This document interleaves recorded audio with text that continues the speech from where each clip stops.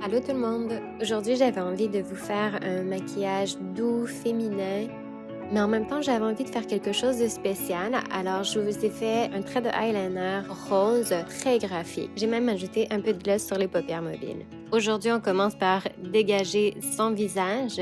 On a besoin d'attacher nos cheveux parce que si vous jouez avec le gloss à la fin, vous allez voir c'est beaucoup moins compliqué. Première étape, j'aime bien appliquer une base hydratante, lumineuse. Donc, je vais vraiment donner le plus de lumière possible à mon visage. Donc, ça reflète la lumière et en plus, ça l'hydrate davantage notre peau.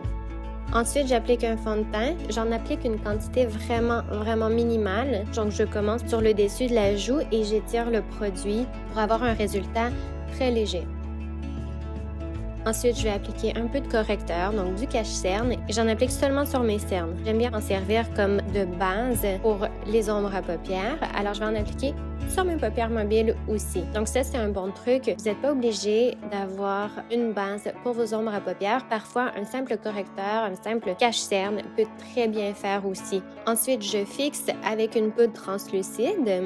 J'ai l'impression que souvent l'erreur, c'est qu'on applique d'emblée beaucoup trop de produits, alors qu'on aurait avantage à commencer avec une très petite quantité et d'en appliquer davantage si on voit que c'est pas suffisant.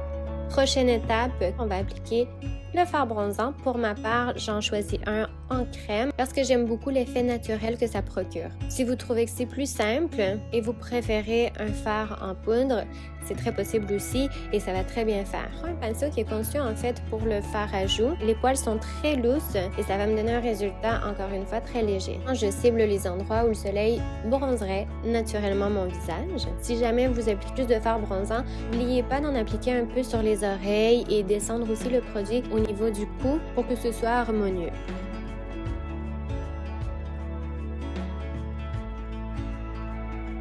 Ensuite, pour le fard à joues, j'ai décidé de prendre le rouge à lèvres qu'on va utiliser plus tard et j'en applique sur le dos de ma main et ensuite, je vais passer mon pinceau par-dessus pour aller chercher le produit. Puis ensuite, je l'applique comme si c'était un blush, un fard à joues en crème tout simplement.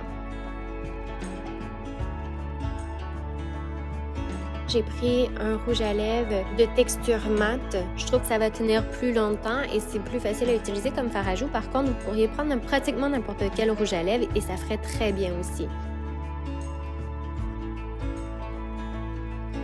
Si vous voulez un aspect plus frais, plus jeune, je vous conseille d'appliquer le fard à joues au centre de la pommette en remontant vers les tempes du front. Avec ce qui reste de produit sur le pinceau, moi j'aime bien passer sur le dessus de mon nez. Je trouve que ça donne un effet bonne mine, comme si on avait passé la journée à l'extérieur. Par contre, il faut vraiment pas trop en appliquer, sinon ça donne un air enrhumé. Ensuite, j'ai pris une pommade pour les sourcils et je l'applique avec un pinceau à angle et je fais de petits traits. Il faut appliquer le moins de produits possible et même essuyer votre pinceau avant chaque application. Puis c'est très important de brosser vos sourcils pour bien voir les endroits où vous avez besoin de remplissage et aussi pour enlever un surplus de pommade ou pour affiner le trait de crayon. Une fois que c'est fait, moi j'aime bien appliquer un mascara pour les sourcils, donc ça va les faire tenir en place.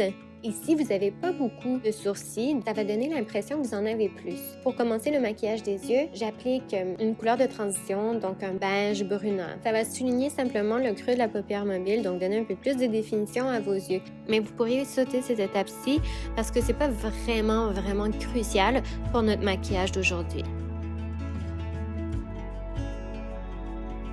Ensuite, j'applique des paillettes sur la paupière mobile. Ce sont des paillettes qui sont très fines. Si vous ne voulez pas appliquer le gloss à la toute fin, moi, vous allez avoir un effet presque mouillé.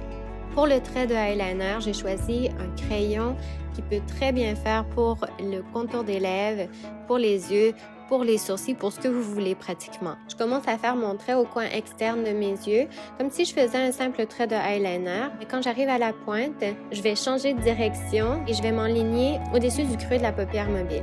Vous pourriez faire ce trait-là beaucoup plus long jusqu'au coin interne des yeux. Par contre, moi, j'aime bien quand c'est un peu plus léger, alors je l'ai fait à peu près aux 3/4.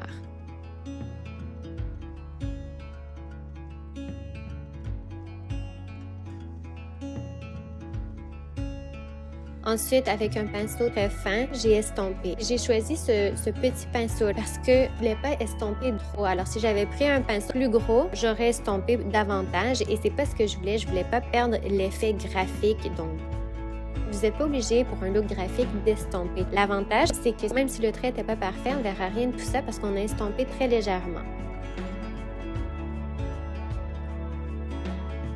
Pour qu'un trait de eyeliner de couleur soit plus facile à porter, un truc qu'on peut faire, c'est de juxtaposer un autre trait de eyeliner, mais cette fois-là, un trait d'une couleur un peu plus conventionnelle, donc un brun foncé, gris foncé ou encore un noir.